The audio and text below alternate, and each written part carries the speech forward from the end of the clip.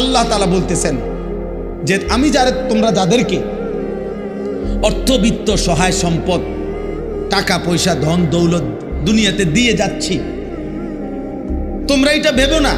আল্লাহ বলে নাফরমান মনে মনে ভাবতেছে আল্লাহ তাও আমার উপরে রাজি, নইলে আমার এটি দেখা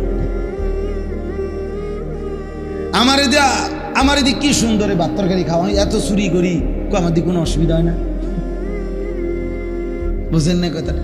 আমি এত সিটারি করি, আমার দিকে কোনো অসুবিধা, কত সর্দিও হয় না। কত ভালো মানুষ দিয়ে দেখি আজ 10 বছর বিস্তার ফিরে রয়েছে, লড়তেও পারে না। আমরা কি কারবারটা কি?